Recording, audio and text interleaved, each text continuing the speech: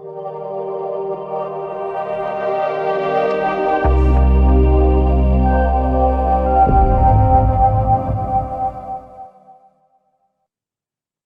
and welcome. I'm Dr. Joanne Lasowski, author and journalism educator, and we are here to discuss issues of importance to the Caucasus.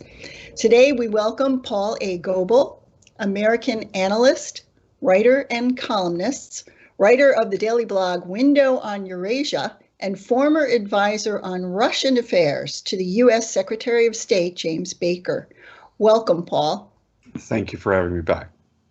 Big news this week was Turkey's President Erdogan being the first foreign leader to visit the historic and recently liberated city of Shusha, where Erdogan signed a memorandum of alliance with Azerbaijan.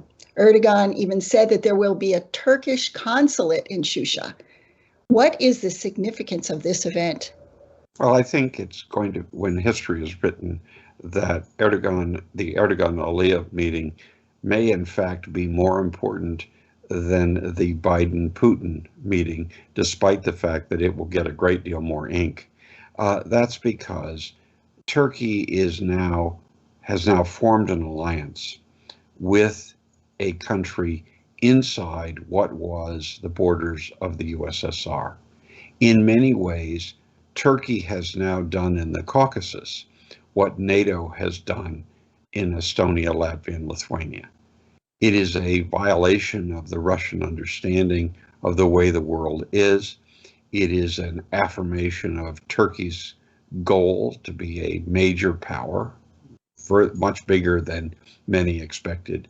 And it sets the stage for Turkey's reaching out further to the four Turkic countries in Central Asia, and also the Turkic nations within the Russian Federation. This is a very big deal. I think the fact that the meeting was held in Shusha matters more because of what Shusha stands for in the Turkish and Azerbaijani imaginations than even the fact that it was occupied by the Armenians. Shusha was the center of a much earlier Azerbaijani Turkic state, and therefore having a meeting there, declaring that you're going to open a consulate general, is a way of signaling the restoration and then the building on this past, this common past. It is the clearest clearest action we've seen so far of the principle of one nation, two states. It is a very big deal. It represents a challenge not only to Russian aspirations, but further a challenge to Iranian hopes to become a major player in the Caucasus and more generally. So I think, as I say, this is the big meeting. It may not get the attention anywhere except in Baku and Ankara that it deserves. But I think to the extent that it leads the two leaders and their governments to give it content, this will be the meeting people will remember from this week. Thank you, Paul. And I want to sort of get back into what Russia is thinking about this, because you once said that the Russian nightmare is to see Turkey at its borders.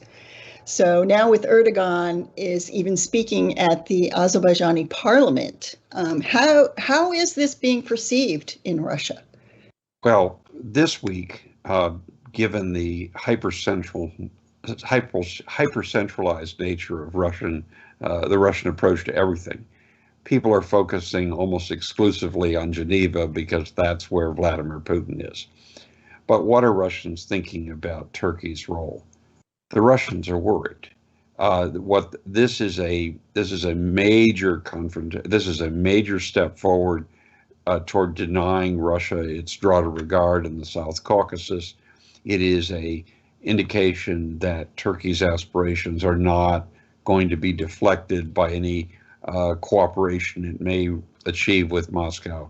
It's an indication that all those who worried about Turkey's purchase of Russian weaponry were overstating the problem.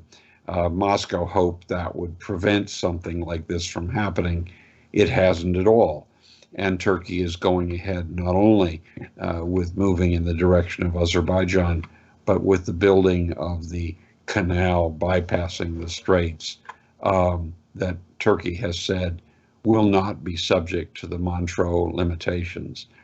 Turkey has opened the way to the projection of its own force and Western force up against the Russian Federation in ways that haven't happened before. So for Turkey, this is a very big deal. For Russia, it is a nightmare. It is something that the Russians will try to block. I don't think that they are going to be able to, because what Turkey has chosen to do is cooperate with Russia on certain things while pursuing its own goals on everything else. Yes, the Turks are part of the Joint Monitoring Center for the Karabakh agreement, or if you can call it an agreement. Yes, the Turks are buying Russian weapons. But at the end of the day, what Turkey is doing with Baku, what Turkey hopes to do with Central Asia, what Turkey is doing by dispensing with Montreux, all of those things are vastly more important and more threatening to Russian interests than anything it may have gained by these other things. So Erdogan has said that he supports the 3+3 format. Do you think Russian is really in favor of this format? I don't think Russia wants any format that Russia isn't the dominant power in. I think that what the Turks understand by 3+3 and what Moscow would want by 3+3 are not the same thing. I think what Ankara believes is that it wins by supporting Azerbaijan, by getting closer cooperation between Baku and Ankara, and that 3+3 provides a forum in which that's more possible than the current one, where Turkey's not a player, it's not a partner, and that this will work to Turkey's advantage and Azerbaijan's advantage. The Russian understanding of 3+3, and I think the Russians will ultimately go along with having it, is that they don't really care very much about institutions. They don't really care about the Minsk group. They're happy enough to keep the Minsk group around, but only because they hope they can use it to ratify or legitimize moves by the Russian side. So I think if one understands the Russian position, the structures really are not what this is about. The Russians, especially under Putin, have attacked every structure they can lay their hands on, because structures imply rules, and rules imply regularity and protection for those with less power. If there is one thing Vladimir Putin is committed to not doing, it is providing any protection to anyone with less power, or accepting any limitation on his own ability to use force against anyone he chooses. Thanks, Paul. I want to take a step back a couple of days and talk about the meeting between Erdogan and President Biden. And there was no agreement that was decided on in that meeting, and no movement on the Russian missiles issue. Was this expected in the global community? I don't think there were great expectations that this was going to be a breakthrough meeting. One of the things that we need to keep in mind is the world right now is coming off of 18 months of a pandemic. National leaders have been focusing almost exclusively on that. There has been much less of the preliminary discussions that you would expect at lower levels, at ministerial or sub-ministerial levels, that might have laid the basis for an agreement or some movement. Those haven't happened, in large measure because of the pandemic, but not only because of that. We have a new administration, relatively new. It's been in power less than 6 months. It simply takes longer than that. At the same time, it is very important, and from Moscow's point of view, very worrisome, that while the United States president did not meet with the president of Ukraine before the summit meeting in Geneva, he did meet with the leader of Turkey. And that's the fact of that meeting, just like the highly successful G7 and NATO summits that President Biden has gone through, works to the Americans, the advantage of the American side, and makes it more difficult for Vladimir Putin to disrupt things the way he would like to. So, in my view, the fact of the meeting is what matters, not the outcome of the meeting. And I think one needs to keep those things separate. I think one also will have to make that a similar judgment with respect to Geneva, but we'll see. I want to talk a little bit now about the transportation corridors. The Shusha Declaration mentions these transportation corridors, particularly Zangezur. News yesterday broke that an Iranian company may be assisting Armenia in this rebuilding, or in the north-south corridor in Armenia. Why might this news be concerning to the whole community, the whole global community? Well, one of the things, the November and January declarations, the tripartite declarations of Moscow, Yerevan, and Baku, called for reopening these corridors. What it didn't do is specify a timetable for this. It didn't specify who'd pay for it. This is not inexpensive to restore rail and highway lines that have been closed by military occupation for 25 years. It's going to be difficult. It's going to take some time. Azerbaijan has sufficient resources of its own to be able to handle the construction of the Zangezur transit corridor. There's no question about that. But it's very clear that Armenia doesn't have the resources on its own to deal with any of the proposed transport corridors that have been discussed. It needs outside help. Until this Iranian offer came, no one was coming up to the table and saying, we're willing to help you. How far Iran is prepared or even capable of going isn't entirely clear from the statement of the Iranian ambassador in Yerevan. But if Iran is willing to put money on the table to begin the construction of the Armenian corridors, that has at least three consequences. First, now that Iran has offered something, other countries are going to be much more likely to offer aid to both sides, simply because they don't want Iran to gain the political advantages it would gain if it's the only player in this particular game. Second, if Armenia is actually going to begin starting work on its transport corridor, then much of the opposition, both in the Caucasus and more generally, to a Azerbaijani effort to promote a Zangezur corridor will fall away. And so Azerbaijan will feel itself far more able to push forward on that, which has all kinds of geopolitical consequences. And so I think we'll watch. Baku is going to respond to whatever the Iranians do for Armenia, and they're going to respond asymmetrically, as we like to now say, by doing something of their own in Zangezur. The third consequence is this. Iran is doing this as a way of trying to counter Turkey. What Turkey has just done with Azerbaijan in Shusha is a piece that in a certain sense trumps their ace, that the agreement that Turkey and Azerbaijan have worked out goes much further than anything Tehran and Yerevan have done.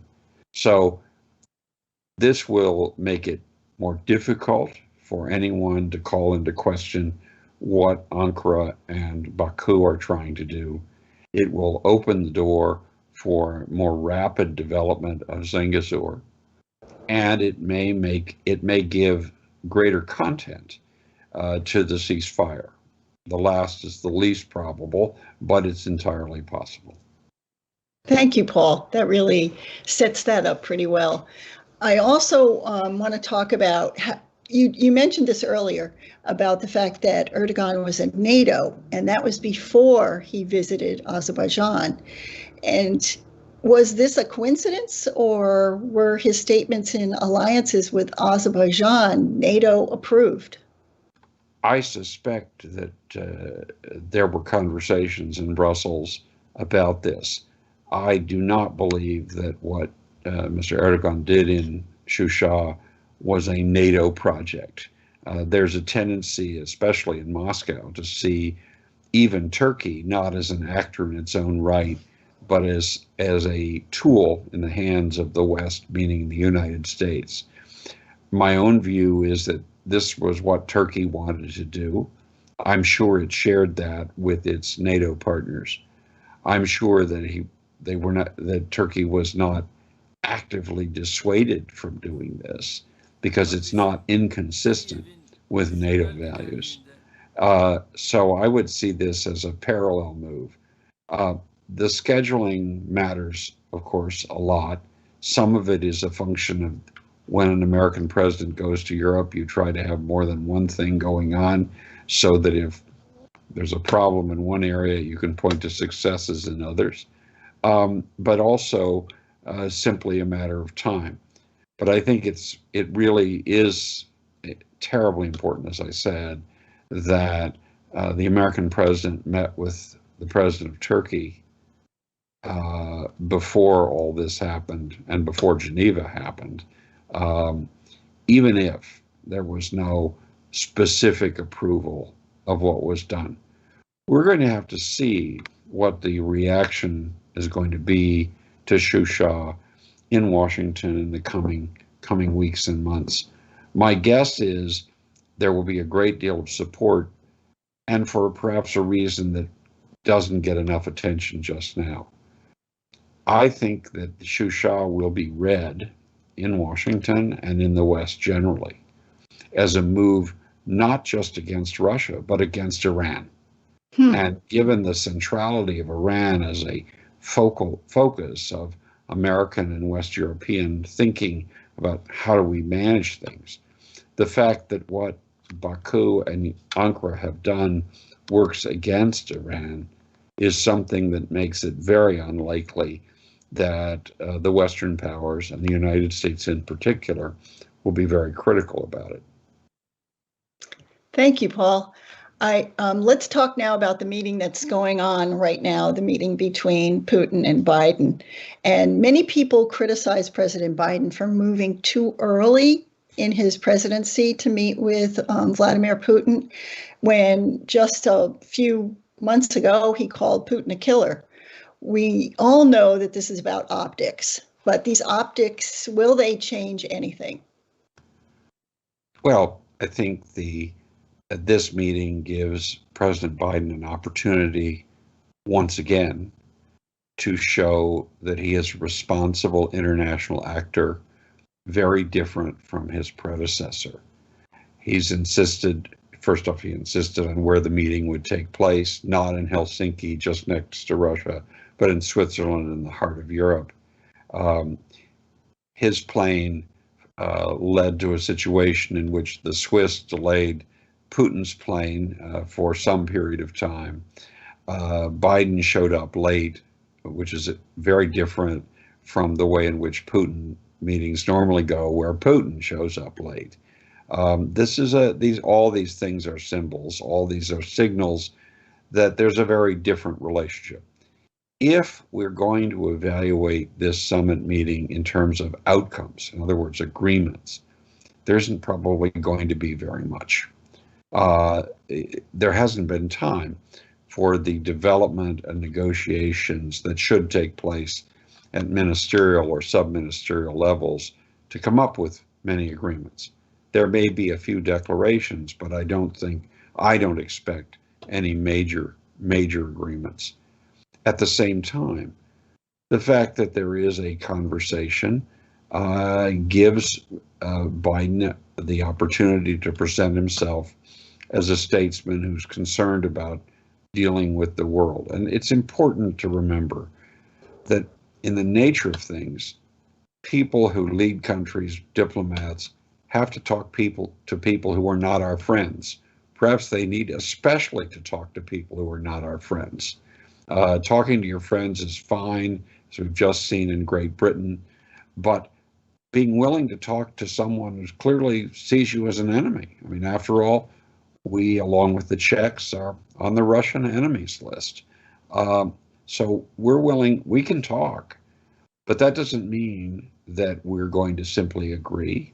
And it gives us an occasion, and I think President Biden is going to use this far more than many expect, to lay out in front of Putin at the highest levels, as people like to say, exactly what we object to. The use of Russian power across borders, the arrest of political opponents, the suppression of democracy, the killing of people or attempted killing of people who oppose him. All of those things are things that are at variance with what the United States very much hoped for in Russia after 1991. And by saying them and by deciding to have a press conference of his own rather than a joint press conference, President Biden will be in a position to make that very, very clear without any danger that Vladimir Putin will try to hijack it as he did in Helsinki. Thank you, Paul. I want to, just for a side note, talk about what I read recently about President Biden possibly using consultants and strategists from the James Baker era in dealing with when he was dealing with the Soviet Union. Do you see this as a step back or using the James Baker playbook on how to deal with Putin? I think that most of what I've seen happen, I would have predicted was going to happen because of Biden's own personal position. So I find a lot of the speculation of who or what is advising him a kind of inside the Beltway story. My own thinking is that if you look at the people that Biden has appointed to office, you're going to get this kind of approach. It's professional, it's traditional, it is a recognition that the United States is the most powerful country on earth. We're willing to cooperate with others. But when President Biden says America is back, he is not only saying America is just back on the international scene, but the United States is the only superpower at present. And we intend to act with dignity in that position, to cooperate when we can, but to insist that other countries take note of what we feel. And that was certainly a view that was held by Secretary Baker and others in the 1980s, when it was obvious to a lot of people anyway that the Soviet Union was in decline. And so to that extent, I think what President Biden is doing reflects a similar understanding that we are not dealing with a success story in Russia and Vladimir Putin, but quite frankly, with a failure. That Russia is in decline demographically, economically, and in terms of its influence around the world. That seemed to have been forgotten by some people in recent years.